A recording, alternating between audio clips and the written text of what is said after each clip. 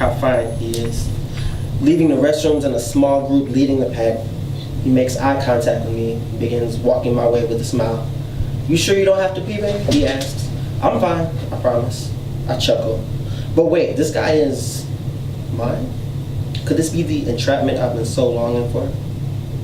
I snap back to my unbelievable reality just long enough to hear, "Bruh, that part where Thanos..." I tune back out. I begin to daydream of the day I humbly snatch his soul for my eternal collection purposes to never be returned. Okay, that may be excessive, but you have to understand, by now, under any other circumstances, I would have had this young man entangled in an expletive-filled orgasmic stupor, but for some reason, at this time, I have not. Have I entered some sapient portion of my life? Could I actually be using my strength, courage, and wisdom on my India Arishi? That's my shit. I love that song. I highly doubt it. But that still leaves the question of why it hasn't been done yet, or how we even got together, or is he really this fine, or am I really this blind? Or I suppose some things deserve to remain a mystery. I should probably tune back into what he's saying. And boo, remember when I was explaining to you how Yoda said, I'm tuned out again. I'm absolutely just astonished, bewildered, flabbergasted. Well, a few things here. Number one, there seems to be hardly anything similar between us. Nothing congruent, nothing adjacent, nothing parallel. We both black. That's it. He listens to country, I breathe R&B and hip hop. I'm from upstate New York. He's from, I don't know, Montana, Detroit, Brooklyn, Tampa. Maybe I should pay more attention because if I don't know where he's from, I should pay more attention because if I don't know where he's from, I might find a grove of coconut trees or asphalt gardens. But anyway. Grove was my word. Thank you for that. I made sure I made use of my dictionary.com app for that to make sure I was going to use it properly. Before I go giving myself credit for not jumping his bones after seeing each other for a smooth 6 weeks, I have to confess, I've accidentally touched it like 7 times. Accidentally? That's more than You counted? You counted? Accidentally 7 times. I need you to understand. 4 of those times were during the movie when I was reaching for the popcorn, and they weren't exactly accidents. So surprise! And the shit is colossal. This man's man is monumental. He's got the whole world in his pants. Good job. I tune back in with just enough time to respond to know what I'm saying with a yes, actually. That makes a lot of sense. Wow. I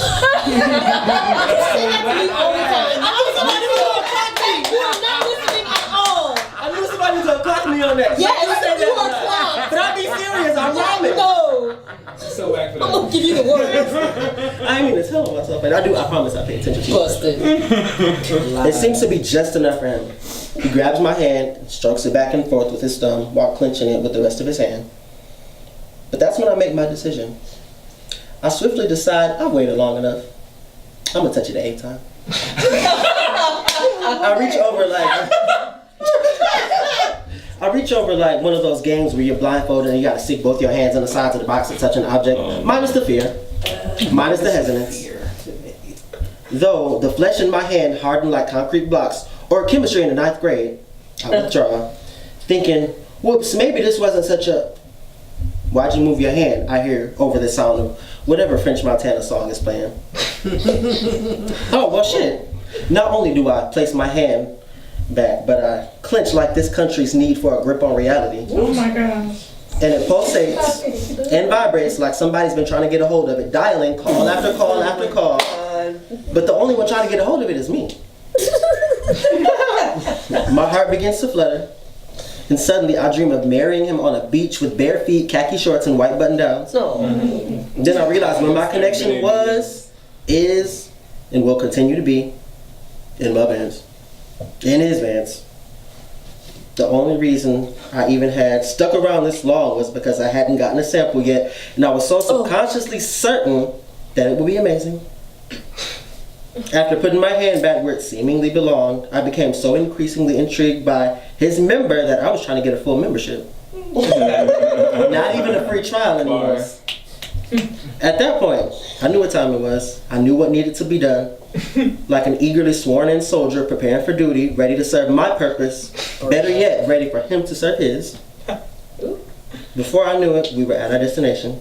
I take one final look at the inside of his 2013 Ford Fusion. Damn.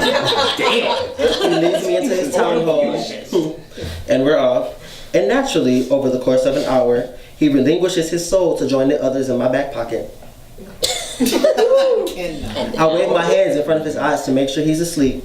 I forget that the sound is still on my phone, so when I attempted to introduce him to what's quite possibly Michael's most overlooked song, Stranger in Moscow. Yeah, I love that. So when I arrange my Uber and the notification pings as robust and as loud as it is, does he move? No, of course not. How does one move without a soul? I chuckle as his snores get louder. I kiss him on the forehead, tap my back pocket, and quietly make my exit. Next. That's it. Wow. Next.